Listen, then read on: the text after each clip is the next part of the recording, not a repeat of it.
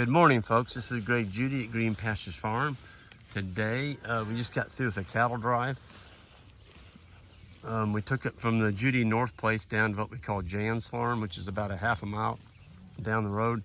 And we moved about 200 yearlings, cows.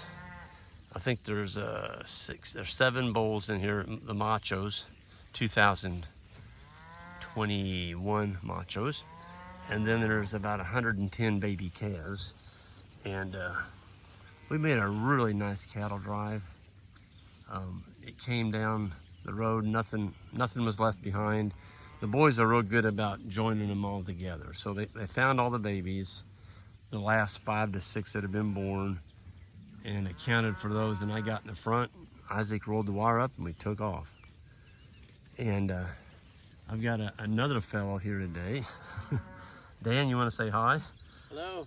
Dan's shooting a documentary for, can I announce it? For Justin Rhodes on the Green Pastures Farm and what we're doing here. And so that's going to be available on Justin Rhodes' channel. And what is it? Abundance Plus. Abundance Plus, that's what he calls it. It's a subscription that he has, and I think it's going to be a good one. We shot a lot of video yesterday, and we've got several more days of shooting, and we're going to cover a lot of the items that we're doing here at Green Pastures Farm. So you might want to check that out.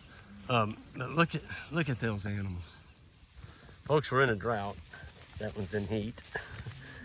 And you have 2 females riding like that. They're coming in heat, and we got bulls in here, and it's going to take care of that. This pasture here was grazed about 45 days ago. And it's one of the few that we did come in, and Isaac, we left for Canada, and Isaac came in here and clipped it right after the cows came out. It was tall and rank, and when he clipped it, we never got another rain on it. So that's always a danger when you clip a pasture. If it doesn't rain and it doesn't grow back, you kind of kick yourself. But you know, there's a lot of feed in here, and Isaac and I talked about it, and there's still a good chance that we can get 3 days out of this. So we're going to move them 3 times a day. So that'd be 9 moves through 50 acres. And you can see they're spread out pretty good in here, but they're all grazing. Everything's grazing. Maybe some of the baby calves are laying down, but that's normal this time of year. But you know, for being in a drought, we did get a nice little reprieve last night. We got 1.3 inches. It came in about 30 minutes. Most of it did. Got a little hail with it, but I tell you what, it came down so hard that the roads looked like they were flooding. It came down fast enough the water couldn't soak in the gravel roads. But you can just tell the grass this morning, if you look at my boots, got a little moisture on them. But my goodness, there's so much, the grass just looks greener to me all of a sudden. And it rehydrated. It can happen overnight. I remember in the drought of 2012, all of our farm turned brown, and then we got 9 inches over 5 days from that Hurricane Isaac. And we didn't graze our farm off, folks, in the drought. We sold off some cattle early on, kept moving the cows in one mob, and leaving a good residual, kind of like this, behind. And when that rain came in the fall, it hit in August. Could have been September. Anyway, we still had like 30 to 40 days of growing season. And our farms, within 24 hours, they went from being brown to just spring looking green, and it took off growing, and that's because we didn't overgraze.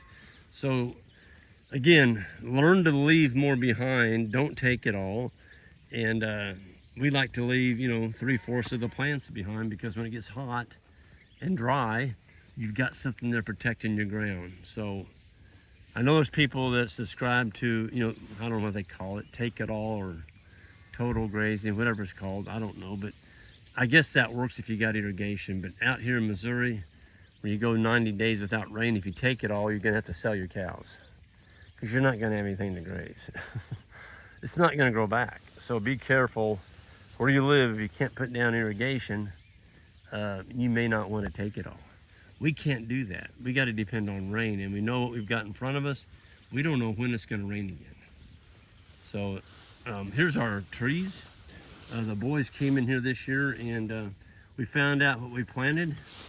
This is the original honey locust. Now that one doesn't have any thorns on it. I'll be darned. So we left it. We left that one, but we planted an oak tree, 2 on each side. And they're growing well. Look at that. Those are white oaks. And so for me, for a shade tree, they're pretty hard to beat a good white oak tree. This one doesn't have any thorns. Huh. They were supposed to have been what we call Hershey honey locust. Well, about 90% of them came out with thorns, and of course Hershey is a thornless honey locust. But they're doing good.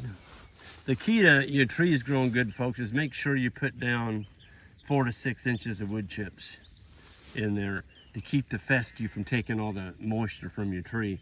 Because fescue will come in there and they'll just kill those trees. They won't get any nutrients at all. But the boys did a really good job of putting down a heavy layer of wood chips. We got those free from the utilities. They just dumped them on our farm. And it's just ground up trees is what that is. Yeah, I don't know, every time I get a rain, it kind of revives your spirit. You know you're gonna grow some more grass, and just kind of pushes the drought back a little bit. Maybe we'll get some more, we don't know, but we're very thankful for the 1.3. One rain gauge had 1.3, the other one had 1.4. So they're both pretty darn close.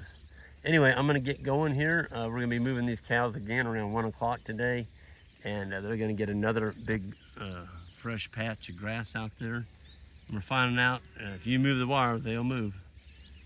They're cattle, and they know the energy in that grass is really high around noon to 1 o'clock, and they're gonna be out there tipping it, taking the tops off. So if you want cattle to look like that, plump, give them multiple breaks, and you're gonna have some really healthy cattle. That's one of the keys. So folks, y'all have a good one.